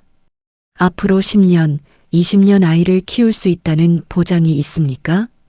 저는 그 변호사를 똑바로 쳐다봤습니다. 보장은 없습니다. 하지만 저는 하루하루 최선을 다하고 있습니다. 그게 제가 할 수 있는 전부입니다. 나이가 들면 거동이 불편해지고 아이를 제대로 돌볼 수 없지 않습니까? 그럴 수도 있죠. 하지만 이제 하린이도 많이 컸고 지금은 제가 아이에게 필요한 사람이라고 생각합니다. 그리고 아이도 저를 원합니다. 그때 제 변호사인 태연이 말했습니다. 재판장님, 지금 원고 측 변호인이 지속적으로 인신공격성 질문을 하고 있습니다. 판사가 끼어들었어요. 변호사, 질문에 주의해 주세요. 판사가 서류를 보며 말했어요.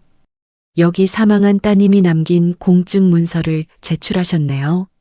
내용을 설명해 주시겠습니까? 제가 딸의 편지를 꺼내자 제 변호사인 태연이가 저를 대리해서 설명했습니다. 윤정희 씨의 딸인 이현정 씨가 사망하기 3개월 전에 공증한 문서입니다. 만약 본인에게 무슨 일이 생기면 이현정 씨의 딸 박하린 양을 외할머니인 윤정혜 씨에게 맡긴다는 내용입니다. 왜 따님이 그런 문서를 남겼다고 생각하십니까? 저는 잠시 망설이다 말했어요. 딸이 뭔가 불안했던 것 같아요. 사위를 완전히 믿지 못했던 거죠. 상우의 변호사가 일어섰습니다. 이의 있습니다. 추측일 뿐입니다. 판사가 손을 들었어요. 기각합니다. 계속하세요. 저는 다시 말을 이었습니다. 딸은 제가 할인이를 돌봐주고 지켜주길 바랐어요. 그게 마지막 부탁이었습니다. 판사가 마지막으로 물었습니다. 피고는 왜 손녀를 친아버지에게 보내지 않으려 합니까? 저는 깊게 숨을 들이마셨어요. 할인이가 원하지 않기 때문입니다. 구체적으로 말씀해 주세요. 아이는 밤마다 악몽을 꿉니다. 엄마 없는 게 무섭다고, 혼자 남겨질까봐 두렵다고 합니다. 그런 아이를 1년 동안 한 번도 찾지 않은 사람한테 보낼 순 없어요. 제 목소리가 떨렸습니다. 저는 완벽한 할머니가 아닙니다.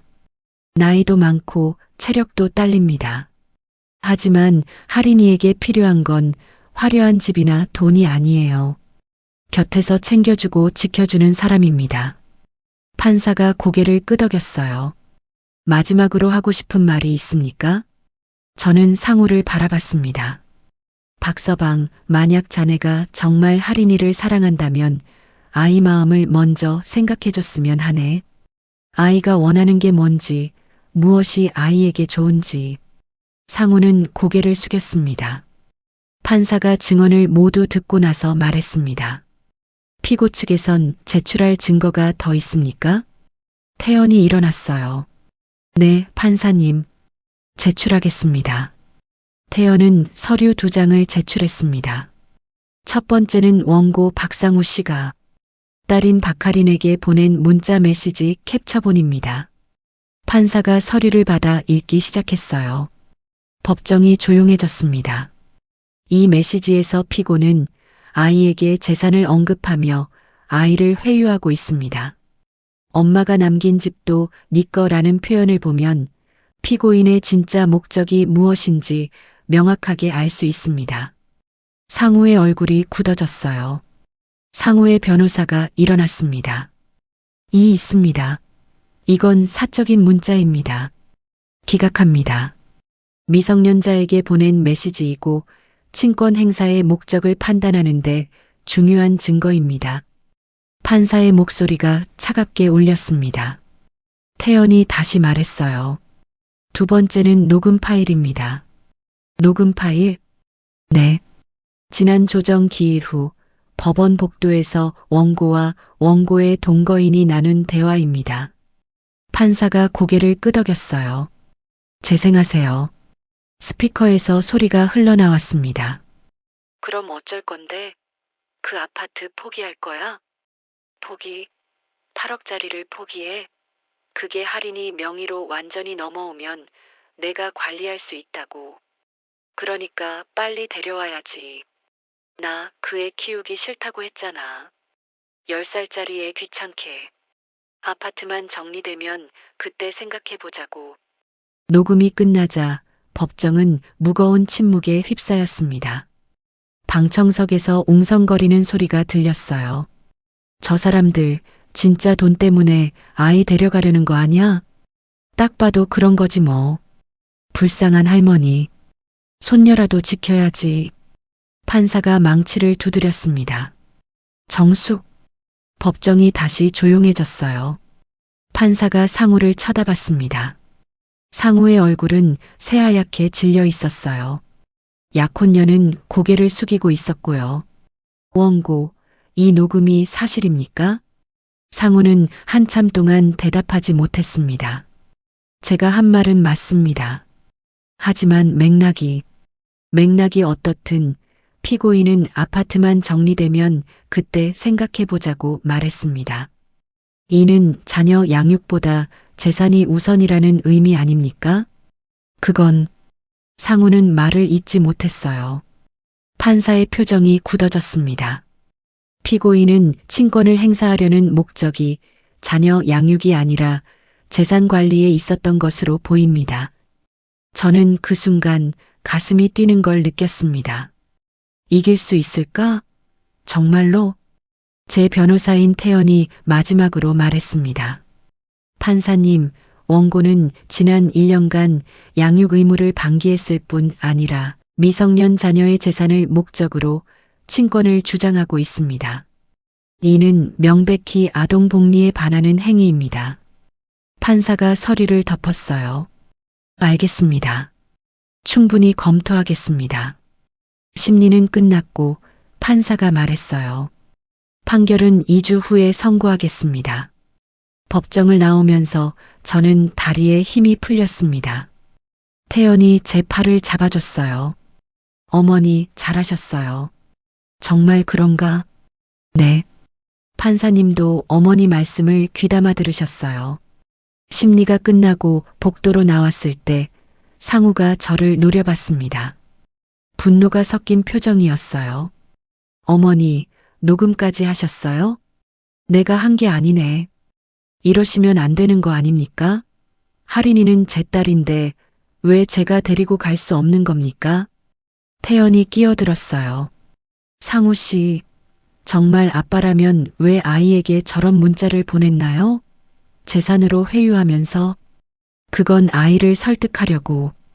가만히 듣고 있던 제가 소리쳤어요. 설득? 할머니는 나이 많아서 너 못 키운다는 게 설득인가? 상우는 말문이 막혔습니다. 약혼녀가 옆에서 상우의 팔을 잡아당겼어요. 가자, 오빠. 여기서 더 얘기해봤자 소용없어. 상우는 그렇게 돌아섰습니다. 저는 그들의 뒷모습을 보며 생각했습니다. 이 사람들은 끝까지 할인이에게 사랑을 보여주지 않는구나. 집으로 돌아오는 길, 저는 공원에 들렀습니다. 벤치에 앉아 하늘을 올려다봤어요. 딸아, 엄마가 잘한 걸까? 그때 휴대폰이 울렸습니다. 할인이었어요. 할머니, 언제 와? 곧 갈게. 빨리 와. 나 배고파. 아이의 목소리가 밝았습니다. 저는 웃음이 나왔어요. 그래, 이 아이가 웃고 있으면 됐어. 집에 도착하자 방에 있던 할인이가 달려나왔습니다. 할머니, 아이가 제 품에 안겼어요. 저는 아이를 꼭 안으며 속으로 생각했습니다. 무슨 일이 있어도 이 아이만은 지킬 거야. 그날 밤 저는 딸의 남겨둔 핸드크림을 꺼내서 손에 발라보았습니다. 은은한 라벤더 향이 퍼졌어요. 이제 이 향기는 슬픔이 아니었습니다. 새로운 시작의 신호였습니다. 판결일 가정법원 4층 법정. 저는 태연과 함께 앉아 판사를 기다렸습니다. 손에 땀이 났지만 이번엔 떨리지 않았어요. 우린 최선을 다했어. 결과는 받아들일 수밖에. 맞은편에는 상우와 변호사가 앉아 있었습니다. 혼자였어요. 약혼자는 보이지 않았습니다. 판사가 입장했고 모두 일어섰어요. 착석하세요. 판사는 서류를 펼치며 말했습니다. 미성년 자녀 박할인의 양육권 및 친권 행사에 관한 판결을 선고하겠습니다. 제 심장이 빠르게 뛰었습니다. 하지만 저는 고개를 들고 판사를 바라봤어요. 본 법원은 다음과 같이 판결합니다. 판사의 목소리가 법정에 울렸습니다. 피성년 후견인 박할인의 주 양육자는 외할머니 윤정희로 지정한다. 그 순간 시간이 멈춘 것 같았습니다. 다만 친권자 박상우에게는 월 2회 면접교섭권을 부여하며 양육비 월 50만 원을 지급할 것을 명한다. 그리고 판사가 연이어 말했습니다. 또한 쟁점의 부동산의 전 소유자인 이현정의 유언에 따라 부동산 소유자 박할인이 만 18세가 될 때까지 관련 재산에 대한 법적 후견인은 친권자가 아닌 양육권자로 지정한다. 판사가 계속 말했지만 저는 제대로 듣지 못했어요. 태연이 제 손을 꼭 잡았습니다. 어머니, 축하드려요. 이기셨어요. 저는 그제야 숨을 내쉬었습니다. 눈물이 났지만 참았어요. 딸아, 엄마가 해냈어. 법정을 나오며 상우가 저를 스쳐 지나갔습니다. 표정은 굳어 있었고 약혼녀는 그의 옆에서 투덜거렸어요. 이게 말이 돼? 8억짜리를 그냥 날리는 거야? 닥쳐. 이미 끝났어. 상우는 차갑게 말하고 복도를 빠르게 걸어갔습니다. 저는 그 뒷모습을 보며 속으로 생각했습니다. 끝까지 돈 얘기구나. 태연이 제 옆에 섰어요. 어머니, 저 사람들은 결국 변하지 않았네요. 그래도 됐어. 이제 할인이를 지킬 수 있으니까. 저는 그의 뒷모습을 바라보며 속으로 생각했습니다. 이 사람 역시 어쩌면 딸을 잃고 무너진 사람이었을지 몰라. 법원을 나와 길을 걷는데 다리에 힘이 풀렸습니다. 태연이 제 팔을 잡아줬어요. 어머니, 힘드시면 택시 타실래요? 아니, 조금만 걷고 싶은데. 저는 천천히 걸었습니다. 거리는 평온했어요. 사람들은 각자의 일상을 살고 있었습니다. 출근하는 직장인, 장 보러 가는 주부, 놀이터에서 뛰어노는 아이들. 나도 이제 일상으로 돌아갈 수 있을까? 태연이 말했습니다. 어머니, 정말 수고 많으셨어요. 태연아, 고마워. 네가 없었으면 나 혼자 어떻게 했을지 몰라. 아니에요. 어머니가 다 하신 거예요. 저는 옆에서 거들었을 뿐이에요. 그래도 고마워. 네 친구 생각하면서 도와준 거잖아. 태연의 눈가가 붉어졌습니다. 제 친구가 어머니를 얼마나 사랑했는지 알아요. 전화할 때마다 엄마 이야기를 했거든요. 그랬어? 네. 우리 엄마는 세상에서 제일 강한 사람이야 라고 했어요. 저는 눈물이 났습니다. 나는 전혀 강하지 않은데. 충분히 강하세요, 어머니. 정말로 잘하셨어요. 며칠 후 상우에게서 문자가 왔습니다. 법원 결정에 따르겠습니다. 면접 교섭은 할인이가 원할 때만 하겠습니다. 짧고 건조한 문장이었습니다. 사과도 후회도 없었어요. 저는 문자를 보고 휴대폰을 내려놓았습니다. 그래, 이 정도면 됐어. 더 이상 아무것도 바라지 않아. 집으로 돌아오는 길, 저는 딸이 자주 가던 공원에 들렀습니다. 벤치에 앉아 주위를 둘러봤어요. 가을이 깊어지고 있었습니다. 나뭇잎이 노랗게 물들어 바람에 떨어졌어요. 딸아, 엄마가 이제야 알았어. 네가 왜 그 문서를 남겼는지. 딸은 알고 있었던 겁니다. 자신이 떠나면 제가 홀로 남게 될 거라는 걸. 그래서 할인이를 제게 맡긴 거였어요. 엄마가 외롭지 않게. 저는 눈물을 닦았습니다. 그날 저녁 집에 돌아오자 할인이가 달려나왔습니다. 할머니, 아이가 제 품에 안겼어요. 할머니, 나 오늘 학교에서 상 받았어. 상? 무슨 상? 그림 그리기 대회에서 1등 했어. 할인이가 상장을 펼쳐 보였습니다. 그래, 우리 할인이 대단한데? 저는 아이를 안고 소파에 앉았습니다. 우리 강아지가 그린 그림 좀 볼까? 그림 속엔 집 한 채와 두 사람이 그려져 있었어요. 이게 누구야? 나랑 할머니. 그리고 여기. 아이가 그림 속 하늘을 가리켰습니다. 하늘엔 별 하나가 반짝이고 있었어요. 이건 엄마야. 제 가슴이 뜨거워졌습니다. 할머니, 엄마가 하늘에서 우리 보고 있을까? 그럼, 당연하지. 저는 아이를 꼭 안았습니다. 할머니, 오늘 어디 갔다 왔어? 응, 잠깐 볼일 봤어. 무슨 일? 저는 잠시 망설였습니다.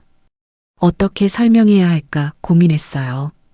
할인아, 할머니가 너한테 좋은 소식이 있어. 뭔데? 우리 앞으로도 계속 같이 살 수 있어. 아이의 눈이 커졌습니다. 진짜? 응, 진짜. 할머니, 나 아빠한테 안 가도 돼? 응, 안 가도 돼. 이제 아빠가 할인이한테 아빠랑 살자는 말은 안 할 거야. 할인이가 제 목을 껴안았습니다. 할머니, 좋아. 나 할머니랑 계속 살고 싶었어. 그래, 우리 계속 같이 살자. 저는 아이를 꼭 안으며 눈물을 흘렸습니다. 행복한 눈물이었어요. 그날 밤 저는 딸의 방을 정리하기 시작했습니다. 1년 동안 그대로 두었던 옷장, 책상, 서랍. 하나씩 꺼내며 추억을 되새겼어요. 딸이 고등학생 때 쓰던 일기장, 대학교 졸업사진, 아이와 찍은 사진, 모두 소중한 기억이었습니다. 한참 정리하던 중에 서랍맨 아래에서 편지 한 통이 나왔습니다. 봉투에는 엄마에게라고 적혀 있었습니다. 저는 떨리는 손으로 편지를 열었습니다. 엄마, 이 편지를 쓰는 게 왜 이렇게 어려운지 모르겠어요. 평생 말하고 싶었던 말인데 막상 쓰려니 눈물만 나네요. 엄마 사랑해요. 그리고 고마워요. 엄마가 저를 키우느라 얼마나 힘드셨는지 이제야 알겠어요. 저도 할인이를 키우면서 느꼈어요. 엄마, 제가 못난 딸이었죠? 맨날 걱정만 끼쳤죠. 하지만 엄마는 한 번도 저를 포기하지 않으셨어요. 그게 얼마나 큰 사랑인지 이제 알아요. 엄마, 제가 만약 먼저 간다면 할인이 부탁해요. 엄마가 저를 키워주셨던 것처럼 할인이도 사랑해주세요. 그게 제 마지막 부탁이에요. 사랑해요, 엄마. 저는 편지를 읽으며 한참을 울었습니다. 소리 없이 깊게, 딸아, 엄마도 사랑해. 그리고 미안해. 네가 힘들 때 제대로 봐주지 못해서. 할인이는 걱정 마. 다음 날 아침 저는 할인이와 함께 등굣길을 걸었습니다. 학교 가는 길은 햇살로 따뜻했어요. 할머니, 오늘 학교에서 만들기 한다고 했어. 그래. 준비물은 잘 챙겼지? 당연하지. 내가 누구 딸인데. 조잘조잘 이야기하던 할인이가 환하게 웃었습니다. 당연히 내 딸의 예쁜 공주지. 할인아, 필요한 거 있으면 할머니한테 언제든지 이야기해. 알겠어. 할머니, 고마워. 나 다녀올게. 예쁜 제 손녀 할인이가 저를 꼭 안아주고 학교로 뛰어들어갔습니다. 저는 제 딸을 꼭 빼닮은 제 손녀에게 손을 흔들어주며 환하게 웃었습니다. 오후 할인이가 학교에 간 사이 저는 선옥 언니를 만났습니다. 카페에 앉아 그간의 이야기를 나눴어요. 정희야, 판결 축하해. 고마워요, 언니. 언니 덕분에 용기 낼 수 있었어요. 무슨 소리야? 네가 해낸 거지. 선옥 언니가 제 손을 잡았습니다. 정희야, 이제 좀 웃고 살아. 딸도 그걸 바랄 거야. 그럴게요. 저는 고개를 끄덕였습니다. 며칠 후 할인이의 학교에서 연락이 왔습니다. 할인이 할머님, 할인이가 요즘 학교에서 많이 밝아졌어요. 담임 선생님의 말씀이었어요. 그래요? 다행이네요. 네, 예전엔 혼자 있는 시간이 많았는데 요즘엔 친구들이랑 잘 어울리더라고요. 감사합니다, 선생님. 전화를 끊고 나서 저는 안도의 한숨을 쉬었습니다. 할인이가 괜찮아지고 있구나. 저녁 할인이와 함께 공원을 산책했습니다. 낙엽이 바람에 흩날렸어요. 할머니, 나 오늘 친구들이랑 놀았어. 그래, 재미있었어? 응. 다음엔 할머니도 같이 가자. 아이가 제 손을 꼭 잡았습니다. 저는 하늘을 올려다봤어요. 노을이 지고 있었습니다. 아이와 손을 잡고 걷는데 문득 딸의 목소리가 들리는 것만 같았습니다. 엄마 고마워요. 할인이 잘 부탁해요. 저는 구름 속 노을이 지는 하늘의 별을 올려다봤습니다. 딸아, 엄마가 약속 지켰어. 네가 남긴 널 꼭 닮은 이 아이 엄마가 잘 키울게. 집으로 돌아와 할인이를 재우고 저는 거실에 앉았습니다.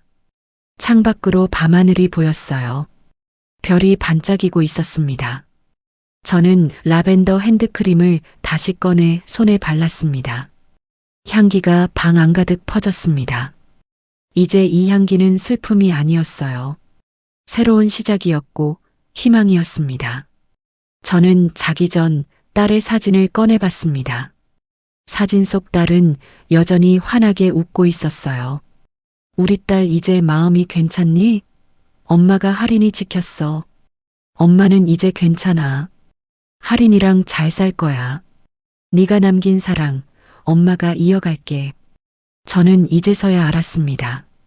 딸이 남긴 것은 아파트도 돈도 아니었어요. 그건 바로 사랑이었습니다.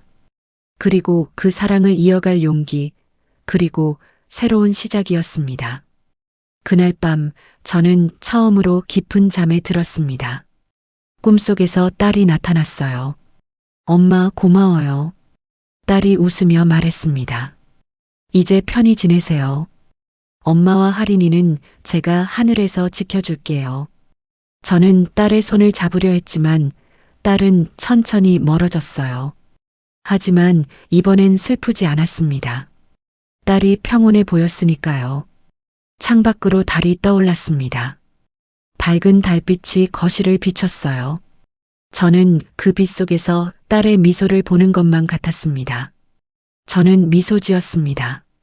오랜만에 느끼는 평온함이었어요. 저는 깨달았습니다. 가족이란 피로만 이어지는 게 아니라는 것을.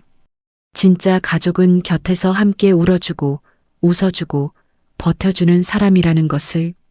딸이 남긴 건 재산이 아니었습니다. 사랑이었고 용기였습니다. 그리고 제가 지켜야 할 건 아파트가 아니라 아이의 마음이었습니다. 인생의 후반부에서야 저는 배웠어요. 참고 삼키는 게 미덕이 아니라 지켜야 할 것을 위해 싸우는 게 진짜 어른이라는 걸. 늦었다고 생각할 때가 가장 빠를 때라고 하죠. 63세 할머니도 다시 일어설 수 있었습니다. 당신도 할 수 있어요. 당신이 지키고 싶은 것, 사랑하는 사람을 위해. 이제라도 용기 내세요. 그게 우리가 살아가는 이유니까요. 오늘의 이야기가 마음에 닿았다면 조용히 구독과 좋아요로 마음을 전해주세요. 그리고 더 많은 인생 이야기나 못다한 이야기가 있다면 댓글로 남겨주세요. 여러분의 하루에 따뜻한 빛이 되었길 바랍니다. 지금까지 인생낙원이었습니다. 함께 해주셔서 감사합니다.